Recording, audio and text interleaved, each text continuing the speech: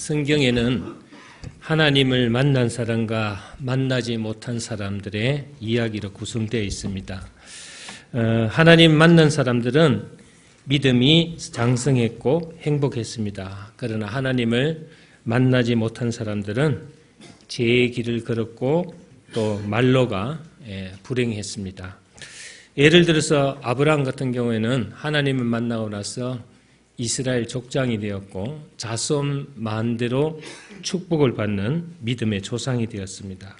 야곱도 수시로 하나님을 만났습니다. 베델 강야에서 만났고 또 약복강에서도 하나님과 씨름했다 이렇게 나와 있죠. 그리고 자신의 한계를 넘어서 문제를 해결하는 그런 축복을 받았습니다. 성경에 보면은 모세나 기드온이나 사무엘이나 히스기야나 베드로나 바울이나 이 모두가 수를 헤아릴 수 없을 만큼 하나님을 만나서 인생이 변하고 가치가 변하고 하는 일이 변한 것을 우리가 알 수가 있습니다. 그러나 하나님을 만난 사람이라도 하나님을 멀리하고 또 하나님을 떠난 사람의 말로는 아주 비참합니다. 그가 하나님 떠나면서 그가 그동안 누리던 축복과 행복이 송두리째 무너져 버린 것을 알 수가 있죠. 구약 성경 사사기에 나오는 삼손의 경우만 보더라도 그는 그 당시 이스라엘 민족의 지도자였고 그 누구도 당할 수 없는 힘을 가진 사람이었다 이렇게 나와 있습니다. 사사기 14장 6절을 보면은 여호와의 영이 삼손에게 강하게 임하니 그가 손에 아무것도 없이 그 사자를 염소 새끼 찢는 것 같이 찢었다 그랬습니다. 하나님의 영이 임하니까 천하 장사의 힘을 부여받았다는 것을 알 수가 있습니다. 그러나 그가 하나님 떠나서 블레셋 여자 드릴라와 향락을 죽일 때 하나님을 멀리했죠. 그래서 하나님 주신 힘은 소진되기 시작했고 결국은 그 결과 두 눈이 뽑히는 아주 비참한 결론이 나고 말았습니다. 이것은 하나님의 잘 믿더라도 하나님을 멀리하거나 떠난 사람의 비참한 결과라고 할 수가 있습니다. 신명기 오늘 본문 4장은 하나님은 어떤 분인가 그리고 그 하나님을 우리가 어떻게 섬겨야 하는가를 자세히 오늘 교훈하고 있습니다. 신명기 4장을 꼼꼼하게 살피면서 우리 신앙을 정립하는 길을 한번 찾아보도록 하겠습니다. 첫째로는 만날 수 있는 하나님이다. 우리가 신앙생활하면서 한 번도 하나님을 만나는 체험을 하지 못한 사람들이 많은데 신앙생활하면서 반드시 하나님은 만날 수 있다는 것을 전제로 해서 우리가 신앙생활을 해야 되겠죠. 신명기 오늘 4장 7절을 보면은 우리 하나님 여호와께서 우리가 그에게 기도할 때마다 우리에게 가까이 하신과 같이 그 신이 가까이 함을 얻은 큰 나라가 어디 있겠느냐 이렇게 나와 있습니다. 그리고 오늘 본문 29절 보면은 그러나 내가 거기서 내 하나님 여호와를 찾게 되리니 만일 마음을 다하고 뜻을 다하여 그를 찾으면 만나리라. 아멘입니까? 바로 하나님을 만나는데 중요한 원리가 하나가 있습니다. 그것은 인간이 하나님을 만나고 싶어하는 마음, 아무 때나 어디서나 만날 수 있는 것이 아니라 하나님이 만나 주셔야 되겠죠. 그래서 그 마음을 우리가 가지는 것이 중요하다. 아브라함도 하나님이 찾아오셨고 야곱도 하나님이 만나 주셨고 모세도 하나님이 나타나 만나 주셨습니다. 중요한 것은 하나님을 찾고 그리워하고 만나기를 갈망하는 사람들을 하나님께서 만나 주신다 했습니다. 여러분 사모하지 않고는 절대로 하나님을 만날 수 없다는 그런 내용이죠. 여러분들이 신앙생활하면서 하나님 만나기를 간절히 갈망하고 사모할 때 하나님께서 우리를 만나 주신다. 하나님의 이름을 부르고 도우심을 구하고 사모하는 사람에게 가까이 하시는 하나님이시다. 그랬습니다. 자, 같은 섬이라도요, 미국에 속한 섬과 인도네시아나 필리핀에 속한 섬의 차이는 차원이 다릅니다. 사람도 누구를 만나느냐, 누구를 가까이 하느냐에 따라서 삶의 차원이 달라지고 행복지수가 달라집니다. 사는 모양도 하늘과 땅 차이처럼 차이가 나게 되죠. 하나님을 만난 나라와 다른 신들을 만난 나라, 하나님을 만난 사람과 만나지 못한 사람, 역시 하늘과 땅보다 더 차이가 크다는 것을 우리가 알 수가 있습니다. 겉으로는 같아 보이고 오히려 하나님을 만나지 못한 사람들이 더 잘 살고 행복한 것처럼 보일 수도 있습니다.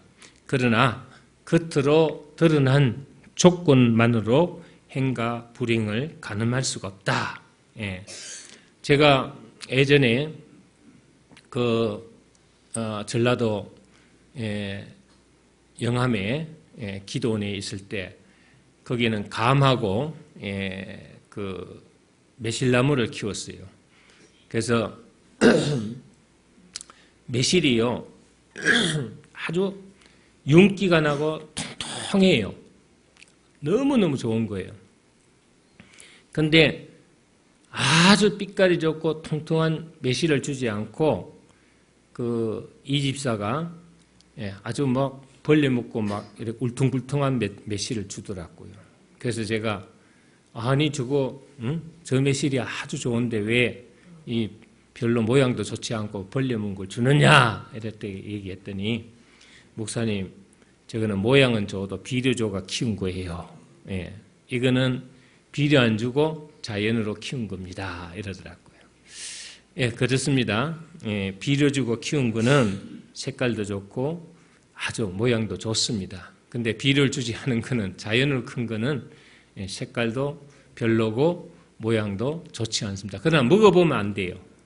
그분 말이 먹어보세요. 먹어보면은 맛이 틀립니다. 여러분들도 어디 마트 같은 데 가서 딸기 사면은 아주 크고 색깔 좋고 빛깔 좋고 이런 좋은 딸기를 손에 잡게 되죠. 근데 진짜로 딸기밭에 가면 비료 안 준 거는요 아주 씨알이 작습니다. 작고 정말 모양도 별로입니다. 그러나 먹어보면은 비료 준 건 좀 싱겁고 달지가 않죠. 그러나 작지만은 당도가 아주 뛰어납니다. 사람의 경우 역시 드러난 겉모습이 그 사람의 전체가 아닌 것입니다. 돈이 많다, 재벌이다, 지위가 높다, 힘이 있다, 학벌이 좋다, 가문이 좋다, 이런 것은 아까 말한 비료 준 매실의 것과 같아 이렇게 얘기할 수 있습니다.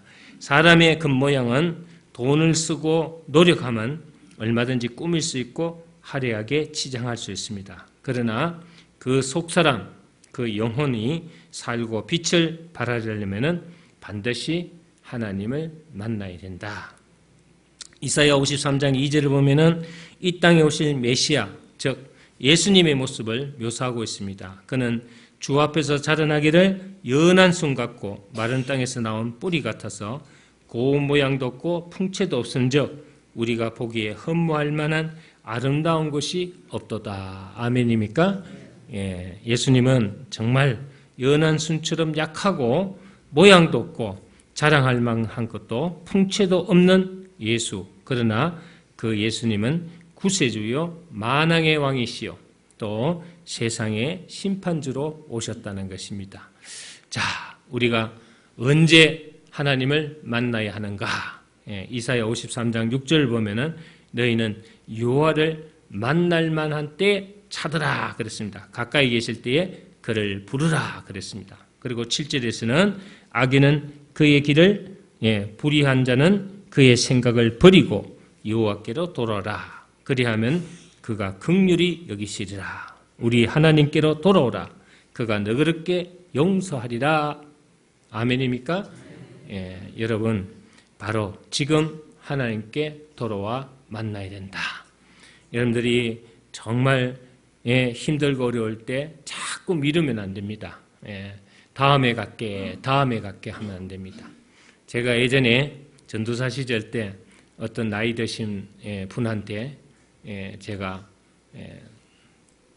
전도를 나갔더니 그분 하는 말이 자기는 죄가 많아서 못 나온대요. 아, 죄가 많으니까 하나님께 나와야죠.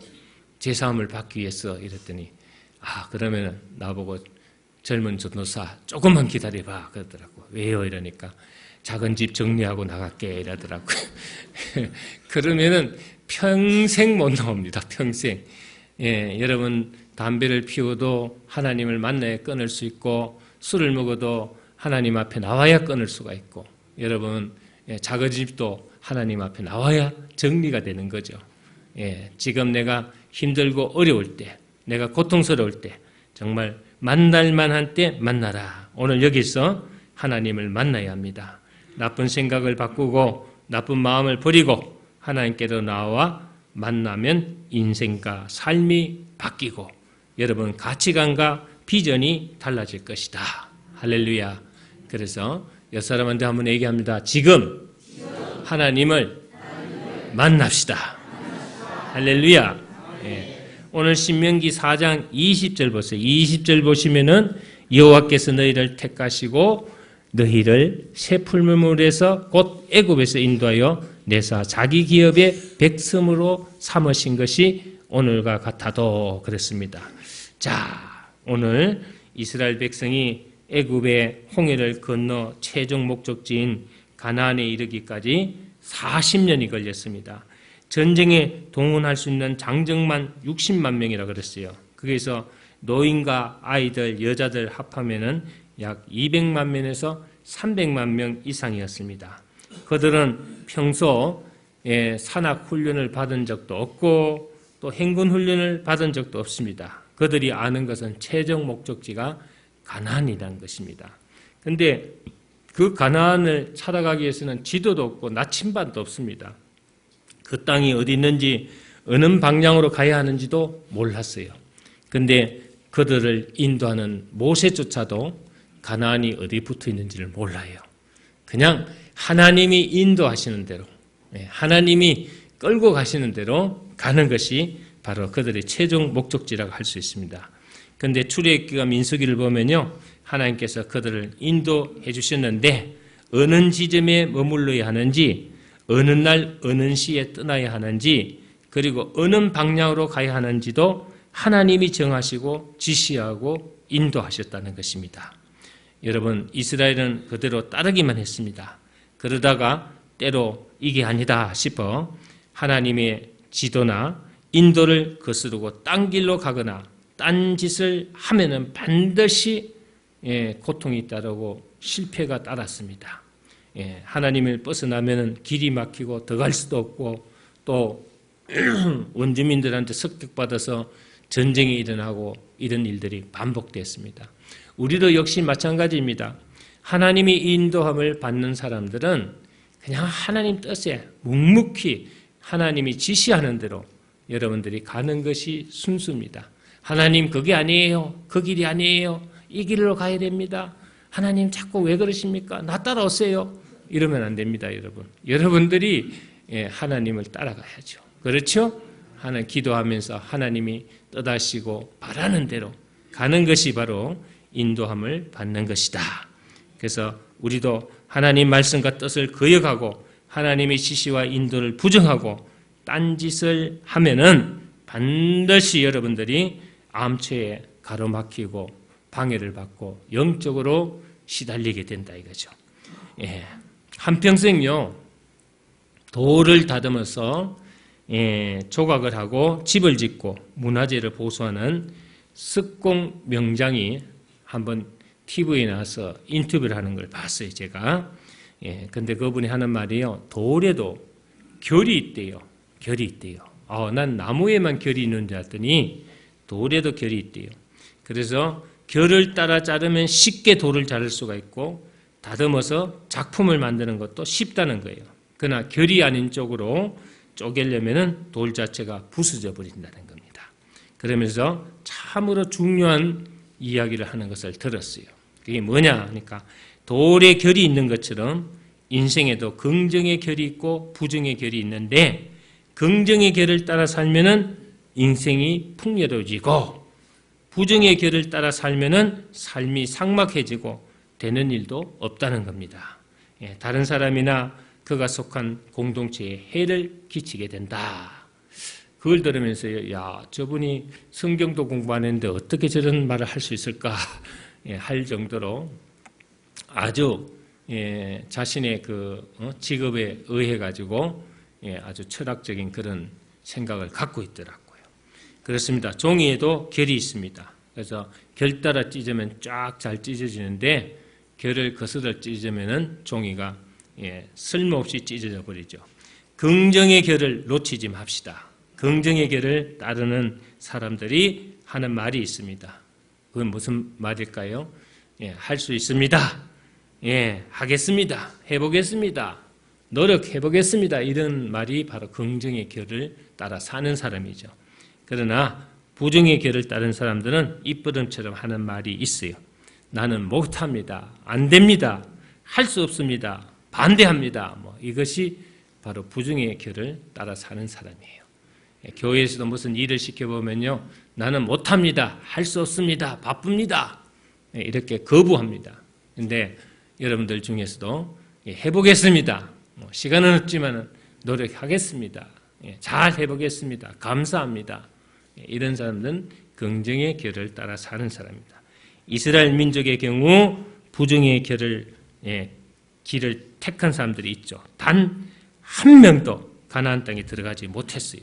민수기 14장 22절 23절 보면은 내 영광과 애국과 강야에 행한 내 이적을 보고서도 이같이 10번이나 나를 시험하고 그랬습니다. 하나님이 또 나를 멸시하는 사람은 한 사람도 그것을 보지 못하리라 그랬습니다. 여러분 우리가 가나안 땅 입구에 머물러서 12전당군이 가나안을 전탄하러 갔죠. 거기에도 부정과 긍정의 결을 가진 사람이 있습니다. 여호수아와 갈렙은 들어서 보고하기를 뭐라 그랬습니까? 저들은 우리들의 밥입니다. 저 땅은 아름답고 소산이 풍부하므로 우리가 들어가면 반드시 융숭하고 풍성할 수 있습니다. 이렇게 긍정적이고 창의적이고 적극적이고 열의적인 발언을 했습니다. 그러나 10명은 뭐라 그랬습니까? 저들은 우리를 보기를 메뚜기같이 보고 있습니다. 메뚜기 자아성을 갖고 있어요.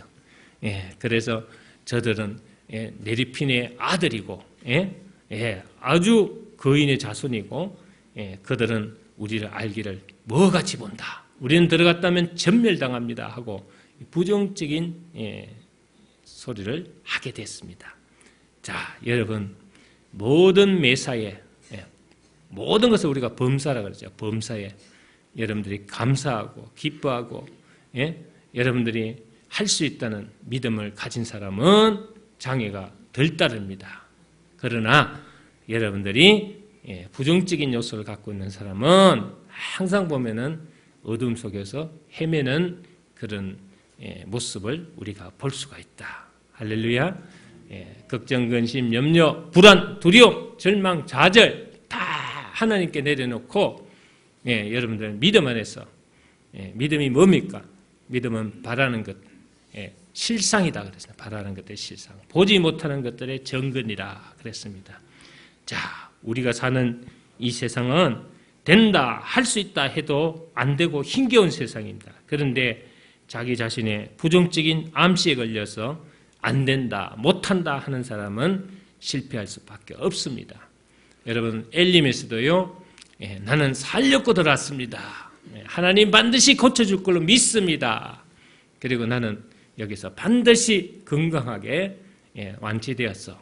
또 앞으로 더 나은 생활을 위해서 하나님의 은혜와 축복을 받고 나갈 겁니다 하는 사람은 반드시 그렇게 돼가 나가요. 근데 거기 왔음에도 불구하고 죽겠다 하는 사람은 죽어 나가더라고요. 욥기 23장 10절 보면은 내가 가는 그 길을 그가 아시나니 그가 나를 단련하신 후에는 내가 순금같이 되어 나오리라. 아멘입니까? 내 앞길은 내가 모릅니다. 남의 일이나 세상 일은 더욱더 모릅니다. 언제 어디서 어떤 일을 당할지 모릅니다. 그러나 하나님은 나의 길을 아시고 인도하십니다.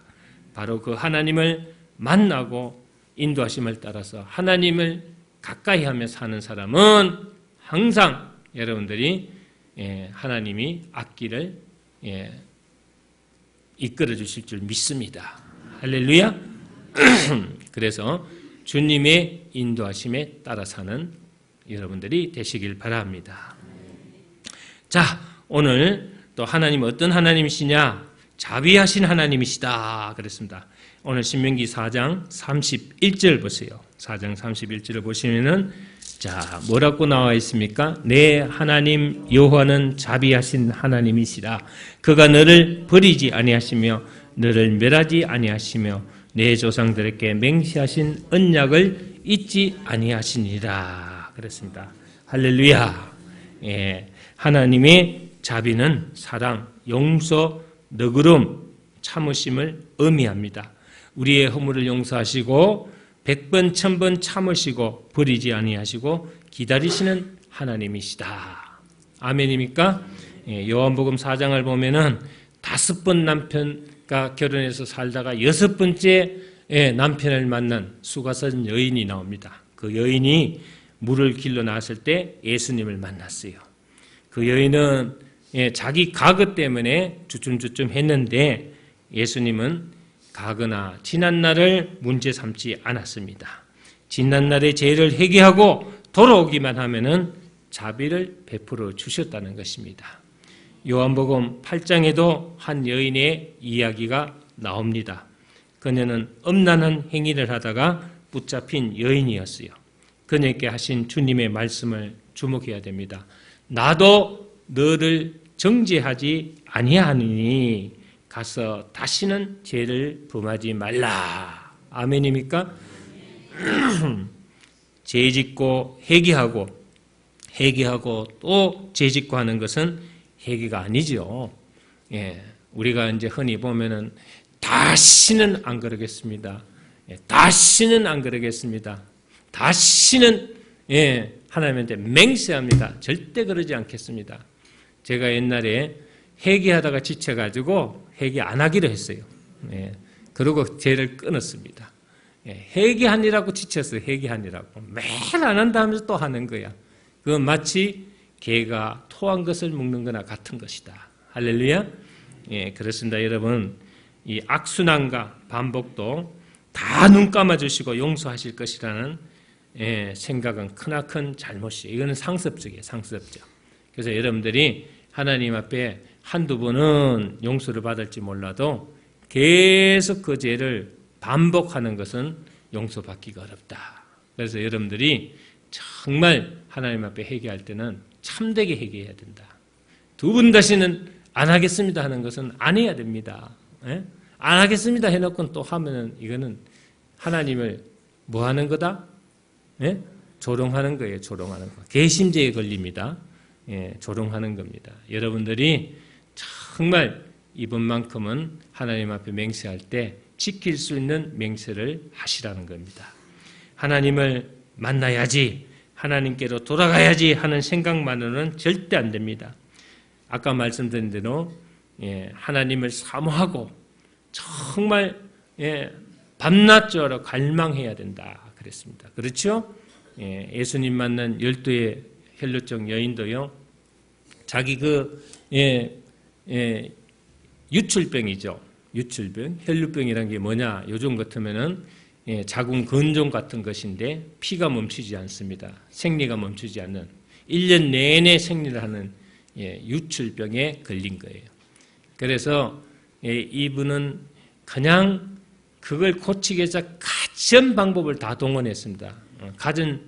자기가 가지고 있는 재산 다 탕진하면서 의사도 만나보고 뭐 별의별 민간요법도 다 해보고 가진 방법을 다 취하다가 안 됐을 때 마지막 남은 희망이 하나 딱 있었어요. 누군가 팔레스타인 어떤 청년이 죽은 자도 살리고 없는 것도 있게 하시고 불가능도 가능케 한다는 이 복음을 들었어요. 그래서 복음은 굿뉴스, 좋은 소식이라는 거예요. 그 복음을 듣고 이분이 사모하기 시작했어요. 예수님 오시기 전에 벌써 사모하고 있었어요. 그 사모하다 보니까 갈망하게 된 갈망. 아주 그냥 마음으로 소원을 갖고 이렇게 열망적으로 간절히 소원하는 것을 우리 갈망이라고 하죠. 그래서 갈망하게 됐다. 그래서 이 12의 혈루병 앓던 여인이 마음속으로 어떻게 생각했어요? 나는 그분의 옷자락에 손만 대어도 내 병은 나을 것이라는 믿음이 먼저 들어간 거예요. 그래서 믿음이 먼저입니다. 믿음이. 그래서 예수님 오셨을 때 이 여인이 몰래 다가가가지고 예수님 옷자락에 손을 댔어요. 하도 사람이 많으니까 나는 저분의 옷자락에 손만 대도 내 병은 나을 것이다 하는 믿음이 있었어요. 그 믿음대로 옷자락에 손을 대는 순간에 치료가 된 거예요. 그런데 그 예수님이 또 아시잖아요. 옷자락에 손을 댔는데 누가 내 옷자락에 손을 대느냐 하니까 제자들이 아이 선생이요. 지금 많은 사람들이 모여들어가 선생님 만나 뵈려고 떠밀고 막 밀치고 하는 바람에 누가 옷에 손을 댔는지 누가 어떻게 압니까? 하는 쪽으로 쳐다봤지만은 예수님은 이미 자기 몸에서 그 능력이 빠져나가는 것을 벌써 느꼈던 거예요. 그리고 한 얘기가 뭡니까? 그 여인에게 여자여 내 죄를 사함을 받았느니라. 아멘입니까? 그러니까 벌써 치유가 된 거예요. 여러분 하나님을 만나야지 하나님께로 돌아가야지 하는 생각만은 절대 안 됩니다. 행동으로 옮겨야 됩니다. 집에 앉아서 내일 교회 가봐야지 하면 절대 안 됩니다. 오늘 발걸음을 옮겨서 교회에 와서 여러분들 이 자리에서 하나님을 만나야 역사가 일어나는 거예요. 할렐루야. 뭔가 나는 하나님을 모르지만 알게 모르게 내 마음에 감동을 받아서 야 내가 하나님을 믿어야 되겠다 하는 마음이 생기는 거예요. 그게 이제 이게 봄이 되면 생명이 움터지듯이 움이 트는 거예요. 생명이 솟아나는 거예요. 할렐루야. 그래서 하나님의 아닌 것은 만나러 가는 길에서 돌이켜야 합니다. 하나님을 모셔야 할 자리에 세워놓은 것들 다른 것들 치워야 합니다. 하나님보다 더 소중하다고 여기는 것은 다 버려야 합니다. 그래서 우리는 예수보다 더 귀한 것이 없어야 됩니다. 할렐루야. 여러분 주일날 어떤 분이 낚시를 갈까 오늘 교회를 갈까 고민하는 분들이 있어요. 오늘 피곤도 한데 꽃구경이나 갈까 아니면 교회 갈까 이렇게 갈등 가진 사람이 있어요. 그건 아직도 믿음의 땅이 더 열물지 않았다는 겁니다. 여러분들이 예수보다 더 귀한 것이 없고 하나님 있어야 될 자리에 다른 것이 들어가면 안 돼요. 하나님을 믿는다면서 이것만은 안 돼, 이것만은 지켜야 해, 이것만은 건드릴 수 없어 하는 자기 어떤 그 선이 있으면은 그건 안 돼요. 나는 교회 가는 것보다도 이것이 더 중요해. 먹고 사는 일이 더 중요해. 물론 먹고 사는 일이 더 중요하지만 그걸 그렇게 해주시는 분이 누구예요? 하나님이시잖아요. 여러분들이 어떤 분이 웃으면 복이 온다니까 아니야 나는 복을 줘야 웃겠어 하는 사람이 있어요. 그거와 똑같은 거예요. 웃으면 복이 오는 거예요. 근데 복을 받아야 웃겠다는 사람들이 있어요. 내가 먹고 사는 일이 더 걱정이고 내가 무엇보다도 하나님보다 이게 더 우선적이야 하고 내세우는 사람들. 그래서 하나님을 멀리하고 하나님을 떠나 있는 사람들 반드시 거기에 대한 결과가 나타나고 열매가 나타납니다. 아셔야 됩니다, 여러분. 그런 걸 여러분들 주위에서도 많이 볼 수 있습니다. 여러분들은 그냥 지나가는 것처럼 생각하지 마세요. 반드시 하나님을 멀리하면은 여러분들 거기에 대한 방해가 따르고 거기에 대한 어떤 장애가 있다는 것을 알아야 돼요. 될 수 있게도 하시고 안 되게도 하시고 살게도 하시고 죽게도 하시고 성공도 실패도 행복도 불행도 구원도 심판도 다 하나님이 하십니다. 그래서 죽고 사는 거, 흥하고 망하는 거, 성하고 쇠하는 거, 모든 삶의 문제들이 다 하나님 손에 있다는 것을 여러분들 알아야 돼요. 거기서 여러분들 벗어날 수가 없어요. 그렇기 때문에 오늘도 가까이 계시는 하나님, 가까이 계시는 하나님, 그 하나님을 만나시길 바랍니다. 할렐루야. 몇 사람한테 다시 한번 합니다. 가까이 계시는 하나님, 만납시다. 할렐루야. 기도하겠습니다.